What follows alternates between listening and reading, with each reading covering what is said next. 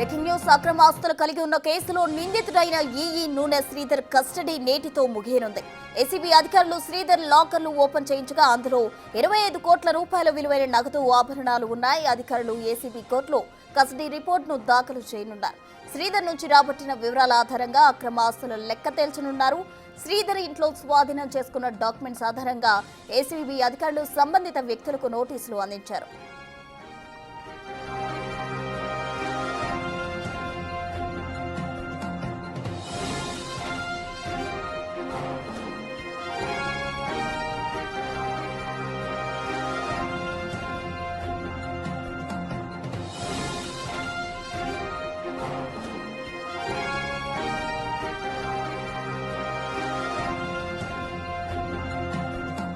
అక్రమ ఆస్తులు కలిగి ఉన్న కేసులో నిందితుడైన ఈఈ నూనె శ్రీధర్ కస్టడీ నేటితో ముగియనుంది.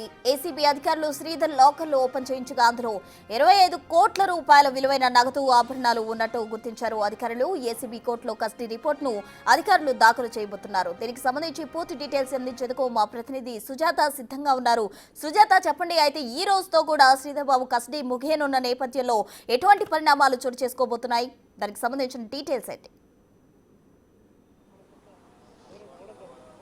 ప్రస్తుత అక్రమాస్తుల కేసులకి సంబంధించి నూనె శ్రీధర్ని ఏసీబీ అధికారులు అదుపులోకి తీసుకొని 5 రోజుల పాటు కస్టడీలో విచారణలో భాగంగా తన లాకర్లు ఓపెన్ చేసినటువంటి నేపథ్యంలోనే 25 కోట్ల విలువ చేసేటువంటి ఆస్తులన్నింటినీ కూడా స్వాధీనం చేసుకున్నారు. ఎందుకంటే తను పలు ప్రాజెక్టుల్లో ఇంజనీరింగ్గా పనిచేశాడు. ఆ టైంలో భారీ ఎత్తున ట్రాన్సాక్షన్ జరిగినటువంటి నేపథ్యంలోనే అవినీతికి పాల్పడ్డాడన్న ఆరోపణల నేపథ్యంలోనే గత 10 రోజుల క్రితము తన ఇంటితో పాటు తన బంధువులు స్నేహితులలో ఏసీబీ అధికారులు ఎట్ ఎ టైము రైడ్స్ నిర్వహించారు. ఆ నేపథ్యంలోనే కీలక డాక్యుమెంట్లని స్వాధీనం చేసుకోవడంతో పాటు తాను సంపాదించినటువంటి అక్రమాస్తులన్నింటినీ కూడా ఐడెంటిఫై చేశారు. 5 రోజుల కస్టడీలో భాగంగా తనని ఏసీబీ అధికారులు విచారించినటువంటి టైంలోనే తనకి సంబంధించినటువంటి ఎక్కడెక్కడ ప్రాజెక్ట్ చేశాడు, దాంట్లో ఎంత డబ్బుని అనేది తను అక్రమంగా స్వాధీనం చేసుకోవడంతో పాటు తను సంపాదించినటువంటి డబ్బుల్ని ఎక్కడెక్కడ పెట్టుబడులుగా పెట్టాడు, తను ఎంతవరకు అక్రమాస్తులను సంపాదించారు, వీటన్నిటిని కూడా తన నుంచి ఆధారాలతో సేకరించారు.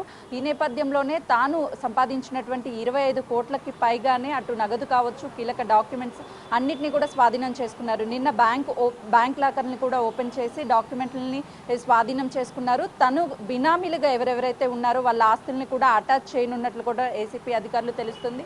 ఈ రోజు 5 రోజుల కస్టడీ ముగిసింది కాబట్టి కోర్టులో కూడా ప్రొడ్యూస్ చేసే అవకాశం కనిపిస్తుంది. ఎందుకంటే మొదటి నుంచి కూడా నూనె శ్రీధర్ చేపట్టినటువంటి ప్రాజెక్ట్స్కి సంబంధించి అటు కాళేశ్వరం ప్రాజెక్టులో భారీ అవినీతి జరిగిందని చెప్పేసి ఆ ప్రాజెక్ట్ని చేపట్టినటువంటి అధికారులతో పాటు అప్పుడు ఉన్నటువంటి మంత్రులను కూడా అటు విచారణ కొనసాగించారు. పలు ఆరోపణలు కూడా వాళ్ళ మీద వచ్చినటువంటి నేపథ్యంలో అదే రోజు ఏ రోజైతే మాజీ ముఖ్యమంత్రి కేసీఆర్ అటు విచారణకి హాజరు కాబోతున్నారో అదే రోజు నూనె శ్రీధర్ ఇంట్లో ఏసీబీ సోదాలు జరగడం, తన దగ్గర నుంచి కీలక పత్రాలను స్వాధీనం చేసుకున్నారు. ఎందుకంటే కాళేశ్వరం ప్రాజెక్టు గురించి అప్పుడు బీఆర్ఎస్ ప్రభుత్వము చాలా వైభవంగా చెప్పుకుంది. ఈ ప్రాజెక్ట్ అనేది కొన్ని వేల కోట్లతో కట్టినటువంటి ప్రాజెక్ట్, ఇది ఒక తెలంగాణ రాష్ట్రానికి ప్రత్యేకంగా నిలవనున్నది అని చెప్పినటువంటి ఆ ప్రాజెక్టులోనే భారీ అవినీతి జరిగినట్లుగా కూడా అందులో నూనె శ్రీధర్ చేపట్టినటువంటి గాయత్రి పంప్ హౌస్లో కూడా భారీ అవినీతి జరిగిందని చెప్పి అటు అధికారులు గుర్తించారు.